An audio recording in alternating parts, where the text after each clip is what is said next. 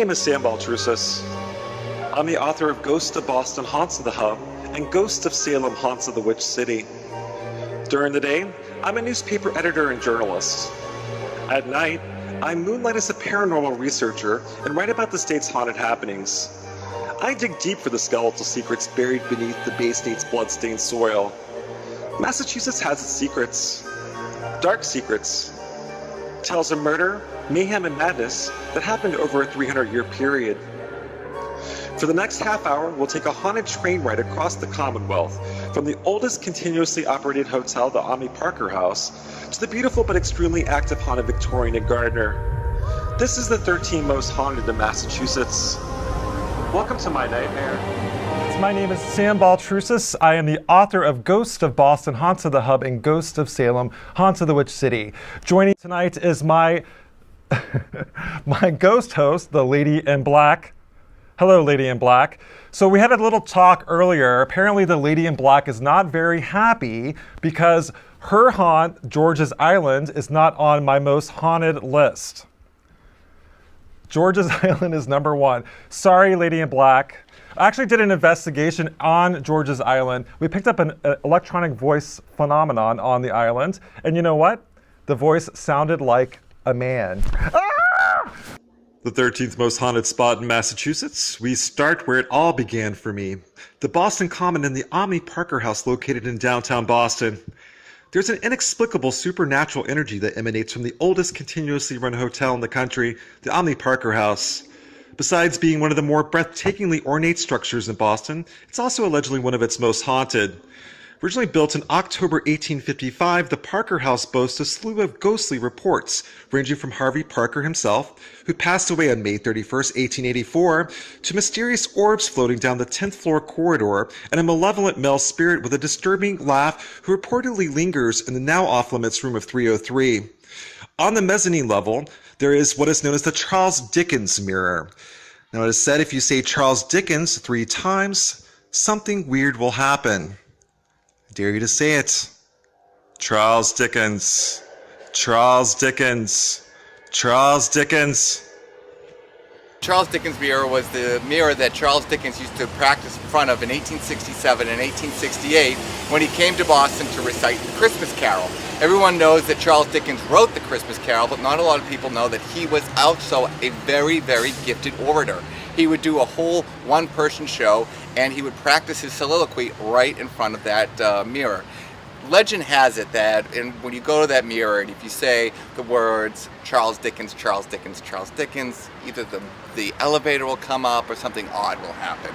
Too many to go, but the weirdest one I ever had was one time I just was going to the little boys' room up in the 2nd floor, and all of a sudden it just got really dark, really cold. The lights started to flicker. Dr. Matthew Rugger was the guy who decided to go in the Boston Common burial ground, do some grave rubbings, and learn the hard way that you're not supposed to do it. He woke into some spirits that were in there, who I believe are the Deer Island children, who decided to tap him on his shoulder and appear to him back in 1979.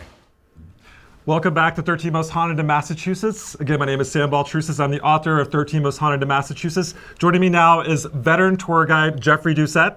Good evening. How are you doing, Sam? Doing great, Jeff. So Jeff and I actually have a history together. We've worked on Haunted Provincetown, or Haunted P-Town, also Haunted Boston. So we've done tours together. We also did a gig on Saturday with the radio people. That was kind of a nightmare. Yes, it was. It was actually should be number 14 on 13 Most Haunted or 14 Most Haunted. Yeah, exactly. The drunk radio hosts. Yeah, it was very, very traumatic. So Boston Common. So what number 13 on the list? Do you agree with that?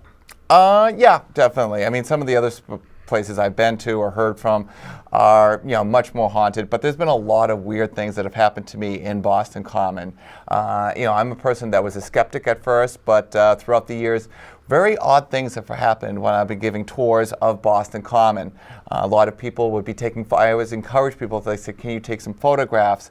And almost, 3 or 4 times a week, people are showing me orbs or just weird things that are just cannot be explained through, that's just something that's a glare from another camera or a headlight. Very, very odd, very, very weird. And these are people who are friends or people who aren't really full-blown ghost hunters. They're just messing around with the camera, and then all of a sudden they're like, what is that? Well, I actually had an experience, Central Burying Ground, which we kind of touched on in the clip before. The girl Right. that shows up. My first encounter in the Boston Common was that girl. And it looked like fog. My assistant was like, Sam, that's fog. And I jumped over the fence, which I would not recommend doing, to get closer, and she disappeared. There was a story, Dr. Matthew Rucker, dates back to the 1970s. Correct. Dr. Matthew Rucker was he was a dentist in 1979, and the reason why I really believe the story is he says he was a scientist, and he goes, I have no logical explanation to give as to why he saw this young girl. He was coming home, he was leaving a very, very boring lecture, according to Matthew. As he's walking through, he's like me, he's a historian. I'm more of a historian than I'm a ghost hunter, and he let himself into the burial ground, and he was going to do some grave rubbings. Then all of a sudden, as he's putting his hand against one of the headstones, all of a sudden he feels a tug on the collar. He looks around, and all of a sudden he sees this young girl. She's kind of like pointing and laughing at him. He didn't think it was an Emerson student doing some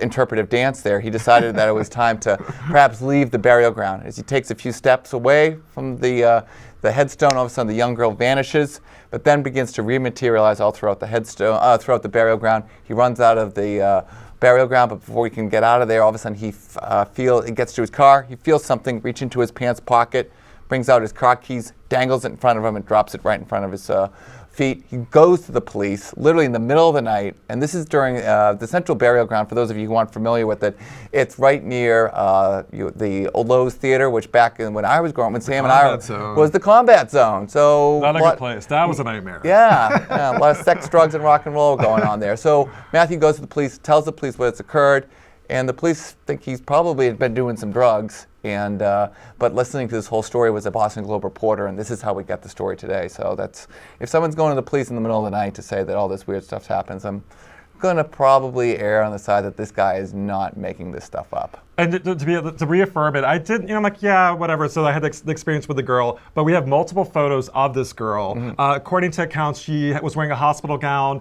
and according to Dr. Matthew Rucker, had the saddest eyes he's ever seen. Sort of like a soiled hospital gown. So Provincetown, we both worked in Provincetown. I did my upcoming book after 13 Most Haunted in Massachusetts is Haunted Provincetown. Right. Tony Chop Chop. Tony Chop Chop. Yep, there was Tony Chop Chop.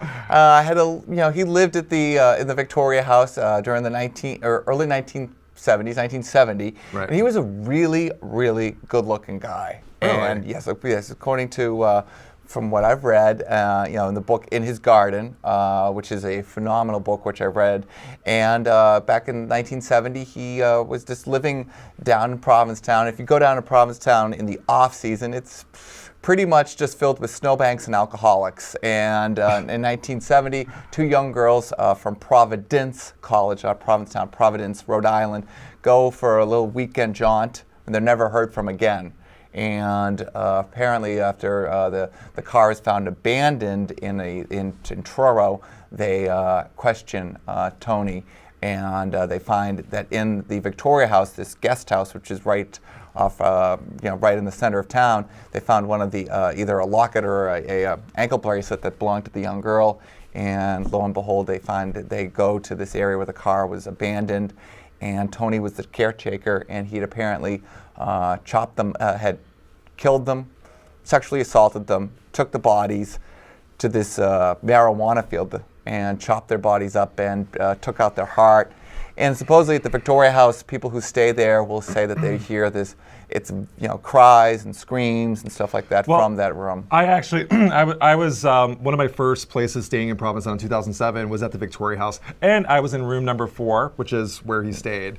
I have this, I don't know what it is, but I somehow go to the places that are the most haunted in the city without even knowing it. And then I was creeped out. I heard a moan or a cry coming from the closet, and that's where they found some evidence. Bodies, yep. So it's potentially he actually kept the bodies at the Victoria House. Yep, they always call him Provincetown's very own Buffalo Bill. And stuff. So moving on the list, so Salem, with the Witch House, the Jonathan Corwin House. My last book, Ghosts of Salem, Haunts of the Witch City, definitely haunted. Voices, it was on Ghost Adventures, definitely historic and haunted. So I probably would move it higher on the list, but it's one of those things that are kind of overdone. But if you want to visit Salem, definitely go to the Witch House. So number 10 is Boston Light.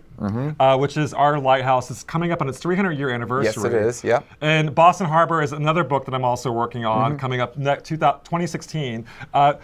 Any thoughts on Boston Harbor? There, a lot of people that were undesirables were kept in the Boston Harbor. Right, exactly. And also not too far away from there was actual Castle Island and stuff like that. So there was a lot of, the Castle Island held prisoners, British prisoners during War of 1812, Confederate prisoners during the Civil War, and also there was a lot of shipwrecks around Boston Harbor. So we're going to roll to our next clip, which is Spidergates Cemetery in Leicester, Mass., not Leicester, as I say in my clip. Jeff, it was a pleasure having you on the show. Thank you, Sam. Thank you. Roll Happy clip. Halloween.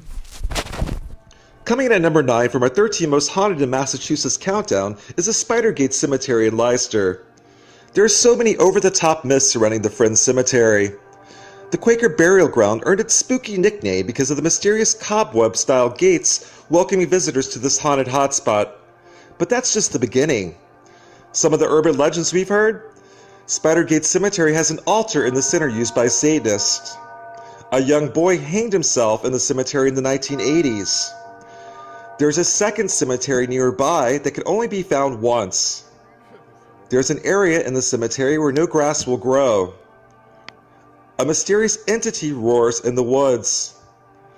If you walk around Marmaduke Earl's gravestone 10 times at midnight and say, "Marmaduke, Marmaduke, speak to me," he will. And that's just a few of the legends surrounding this creepy old cemetery in the woods of Leicester. So we're back, the 13 most haunted in Massachusetts. Joining me now is my really good friend, Rachel Hoffman. Welcome to the show, Rachel. So Rachel has investigated a lot of the top haunts on our list. So Spidergate Cemetery, what are your thoughts on Spidergates? Spidergates I didn't make it into all the way. It was that winter fiasco, and we got trapped in the snow. So we didn't go all the way out there, but that was one of the ones I longed to go to. So I'm jealous of you there. Yeah, to shoot that segment and to do research for the book, we went out there and our segment producer, Liz Hagel, turned ghostly white after having an encounter with what we think is a man, but we're not sure. They say it's the 8th gate up to hell, and there's all these horrible stories associated with that cemetery. So definitely check it out, or don't check it out if you're a chicken. Don't go at night. It's supposedly evil. So our next haunt is the USS Salem in Quincy, which is one of your first haunts. Yeah, actually, USS Salem is my home haunt, and we spent years there. It wasn't just a day or a night, it was years. And so we have so many experiences there. Actually, my sister's a skeptic, and this is where her skepticism kind of took a back seat. Some of the equipment in the medical room starts to come alive. Wow. And the machines that would snap people back to life, all of a sudden the sound would be like a disembodied voice that would be snapping in the air. You could hear it. Wow. And she was checking out the materials beforehand, and during the investigation, the snapping noise occurred, and literally she had to leave the ship. USS Salem, for me, there's been tons of reports there. There's also, they're talking about moving it from Quincy to East Boston, but there's latest news that possibly it's going to Fall River. Did you hear the latest on that, or? I haven't heard any late news, but I was on a few weeks ago, and it definitely needs to get docked somewhere so they can start working on it. She's in bad condition. Yes. Okay, so our next haunt is Longfellow's Wayside Inn in Sudbury, Mass. Ghost Adventures did an investigation there. It's kind of their Valentine's Day investigation. There's an alleged ghost there. Her name is Jerusha Howe, and she was one of the daughters of one of the former owners. And Ghost Adventures, Rachel is part of Paranormal Expeditions and was on a show with Zach. What was it, Paranormal Challenge it was called? Yes, Paranormal Challenge. I was in the Rolling Hills Asylum in East Bethany, New York. Also a great haunt. And I'll tell you, the EVP, the electronic voice phenomenon that Rachel and Paranormal Expeditions picked up was absolutely incredible. It was a Class A EVP, and the voice said, "Don't touch me again." Don't touch me again. And it was a blood-curdling scream, kind of like this. And I still, when I hear the EVP, it still gives me chills. Yeah. So getting back to Ghost Adventures, they investigated this house, kind of, I think, disrespectful to the ghosts. So a lot of the haunts have been investigated by ghost hunters and ghost adventures. Any, like, from the local haunts, them going in, like, what experiences with that, with going in after they did an investigation? Generally, actually, one of the ones on our list that will make it to the Lizzie Borden house number 4 is I followed them after they go through these investigations, sometimes just by chance, just because we're here on the East Coast and we happen to do some of these locations that are close to, our hearts here. And I found just different levels of things left behind, negative energies, a lot of things like that. And it comes into play a lot of the time that they don't close out after the investigation or pray or do a lot of those things. So I feel like sometimes they take hitchhikers with them. Yeah. And they go to other locations. And then they drop them off. They drop them off, exactly. And that does happen, by the way. So next was the Joshua Ward House in Salem. They're turning the Joshua Ward House into a hotel. I actually had an experience. I gave tours in Salem, and I had what was a mark of untrinity on my chest, which was a scratch mark, which is kind of common. I don't know what to think about that. It was pretty. You've heard of that before. Yeah, definitely. Scratch marks. We'll talk about later the number 1 haunt. I had something similar happen to me there, but Joshua Ward House, kind of curious what's going to happen when it's turned into a boutique hotel. Boutique, boo. So our next haunt on the list is the Houghton Mansion. That is number 5. So that was your first haunt. That was actually my first, and I went there all by myself before I formed my all-girl crew, Paranormal Expeditions. I went there by myself as a single investigator, and it was amazing to kind of unleash some of the stuff going on there. The family members are very much still celebrating the festivities, the holidays, and my first EVP was, I asked Mr. Houghton what his favorite holiday was, and he clearly said Christmas. The 5th most haunted location in Massachusetts? It's Houghton Mansion in North Adams. Sensitives claim to have an inexplicable feeling of sadness when they enter the Houghton Mansion. Based on my brief but memorable visit to the haunted location, it's a bit overwhelming walking into the majestic old house built by Albert C. Houghton, a millionaire and North Adams' first mayor. It's almost as if the guilt associated with a tragedy in 1914 has psychically imprinted itself onto the walls of the historic Masonic temple located at 172 Church Street. So what happened more than a century ago to the Houghton family? While they were en route to Bennington, Vermont, driver John Witters hit a soft shoulder on the road after swerving around a team of horses. The car then tumbled down an embankment and flipped 3 times. The men, including Houghton and Witters, escaped with minor injuries. The women, including Houghton's daughter Mary, died instantly. Joining me now is Joni Mahan. She's the author of Bones in the Basement. She's also author of several books that I really enjoy reading. Welcome. Thank you. She's actually doing an event here tonight at one of our most haunted locations. Your experience of what happens at this location? Oh, it's very active. The last time I was here, I actually saw an apparition in the basement. Saw the bottom of a little girl's dress as she moved through the room. So we've caught lots of EVPs here. I have a picture that I can show you later where something materialized beside me in a picture. So it's very active. A lot of things will happen tonight. Now, based on your experience with the paranormal, do they come to you specifically? A lot of times they are drawn to sensitives and psychic mediums, and I'm a sensitive, so I will get some activity, I'm sure. But a lot of times they also follow the strongest psychic, which I'm not. But I plan to be near those people, so I want to get the most activity possible. 13 most haunted in Massachusetts. Again, we're with Rachel Hoffman from Paranormal Expeditions. So next on our list, number 4 is the Lizzie Borden's house bed and breakfast in Fall River. So you know that very well. Very, very well. My theory is that perhaps Ghost Adventures may have brought a negative entity there. That was one of my personal experiences where I think they had also. I came in the building about 12 hours after they left, and my crew was one of the first people going into the building, and we opened up a double door that they had the only exit to go out. And when we opened it, there was full-grown, mature black flies that flew. I mean, there was 100 of them. The homeowner actually came out and took pictures and was like, oh, we were capitalizing on the fact that they had to grow this size basically overnight. Wow. Just so, if you've seen Amityville Horror or a demonic infestation, that's an indication. Also, nausea, which I have, like Ghost Adventures, they reported nausea. So there's a lot of potential ideas or reasons why we think that perhaps that there's a demonic infestation there. Yeah, absolutely. I've had my own experiences in the basement. I went down there initially with a large crew of people, but since then I've been there with just Tina and I, my other crew member, and we've spent several nights there. And every single time we're there, we have some kind of interaction in the basement, and it seems that's where the dark entity is. Whether or not there was someone or an untold story there that we're unaware of, or some kind of torment is going on down in the basement. It's weird, a lot of it, first of all, this book that I wrote is probably the scariest book that I've written. And a lot of, I mean, I don't know if it's common that a lot of these haunts, the dark entities hide in the cellar. Yeah. They're cellar dwellers. Is there a reason why they hide in the basement? I think that's where a lot of secrets hide. A lot of times we find broken toys or items that would indicate that someone was actually living down there. So whether or not somebody was held down there against their will, that's what I find a lot also with another place, the Victorian Mansion, that I find that there's these closed-in little spots that could potentially have housed a victim. Wow.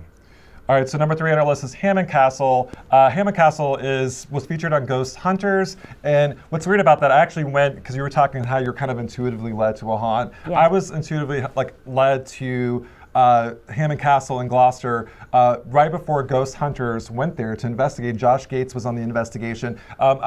I talked to Adam Berry a couple days after, and I'm like, are you going to Gloucester to Hammond Castle? And he's like, how did you know that? And because I just knew, I just kind of intuitively knew. And then yeah, it's definitely haunted. It's one of those. The first thing everyone asked me, is Salem on your list? And the second thing they asked me is Hammond Castle on the list. So it's one of those things. It looks haunted. It is haunted. So number 2 on our list, really thought hard about what ranking I put, and of course I'm going to get a lot of letters and emails. They think their haunt is number 1, like the Lady in Black thinks that her haunt, George's Island, should be on the list. However, it didn't make it, sorry. Number 2 is Freetown. State Forest, it's in the southern Massachusetts, Bridgewater Triangle. You did a documentary that's amazing. Tell me about Freetown. Freetown, we chose to go out there because so much of the murder and mayhem going on out there was amongst girls that were our age. And we felt as though we could kind of go out there and talk to these ghosts and maybe come up with some kind of, answers. And some of the bodies weren't found and some of these stories were unsolved. And so we went out there to try to see if we could kind of patch some things together. There were satanic rituals out there. There was so many things that we ran into that we really felt as though we made a connection. It's one of the strongest haunts in my book, and also being part of the Bridgewater Triangle also added to the eerie fact that it was the dumping grounds for all these bodies. I mean, it wasn't just the satanic rituals and the murders, it was also babies in dumpsters, and so it was just a burial ground for all these innocent victims. The Aruda murder, the cheerleader that was tied to a tree, is one of those stories that haunts. It's such a haunting story. Yeah.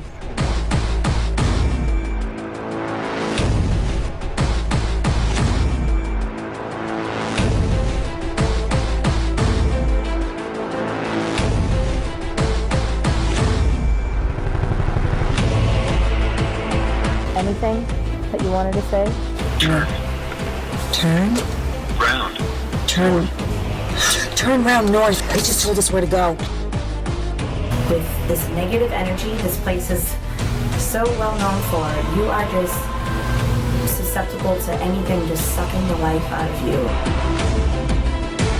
We got it. Oh my god. And it drove a line that doesn't f***ing exist. What's that thing? There is no intersection, no possibility that a car could have driven through this one single road. You're all alone out there. There's hands coming up all over the place, all the way across, like someone grabbed onto the car and didn't want to let the car go.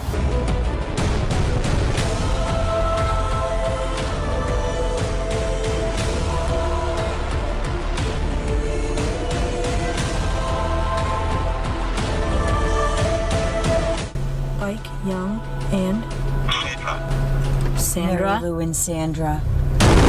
surrounded.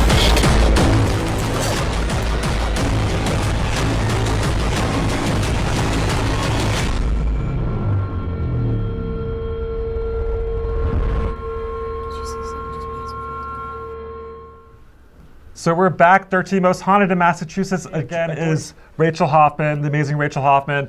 She is all over my book, 13 Most Haunted in Massachusetts. She has a lot of experience in, especially the top 5, and all the way to the USS Salem. So number 1 on our list, hands down, the S.K. Pierce Victorian Mansion in Gardner, Mass. Yes. Terrifying, terrifying place. Tell me about your experience there. My experience there, I've been there a few times actually. I did some charity events there to do, take care of their roof and stuff. And then I was invited back actually with Joni Mayhen to do an investigation. I immediately was drawn to the basement, and I went into the room where it was found that the pelvic bone was found in that room, as according to the police and everything. The police actually confiscated this human remains, and they never gave it back to the mansion. And so I'm drawn down there, especially to that room going towards the back of the basement where it's almost like a closet. Yeah. And I do feel as though there's an energy in there that tells me something was in there for a while. And I would guarantee it's the little girl that they found in the basement. I've had recurring dreams of that house, and when you guys were doing the investigation, there was this feeling that they're going to take the breath out of Tina, or something was going to happen to Tina. And I actually had a psychic come up to me and say, "Don't go to that house. She will take the breath out of you." And I'm like, "What do you mean?" Mm-hmm. And so, what happened to Tina? Tina is a sensitive, and she kind of tries to tap into her psychic abilities here and there. But we were actually filming a pilot, and we were taking a break. And during the break, when everybody was supposed to be going to get warmed up, Tina kind of went into this zone, and they threw the cameras back up immediately to catch whatever was going on. And she had to be removed from the house entirely to regain almost control of her body. So whatever was there took the breath out of Tina. The most haunted location in Massachusetts. At number 1 is the S.K. Pierce Victorian Mansion in Gardner, Mass. Yes, welcome to my nightmare. Recently purchased by Rob Conti, the New Jersey-based owner of Dark Carnival, this historic structure was built in 1875 by Sylvester Knowlton Pierce, the founder of the S.K. Pierce & Son Chair Company. The home has had several famous guests such as P.T. Barnum, Norman Rockwell, Betty Davis, and President Calvin Coolidge. Several ghosts are said to haunt this mansion, including S.K. Pierce's first wife, Susan, who passed away of a mysterious illness only 3 weeks after moving in. And then there's Nanny Mattie Cornwell. She loved the mansion so much, in fact, she continued to reside here in the afterlife. S.K. Pierce himself is also said to haunt the mansion with other ghostly members of the Pierce family. Rob Conti plans to turn this into a haunted attraction next October and is looking to book this extremely haunted home for overnight guests. A house where guests check in but never check out. They're dying to have you stay.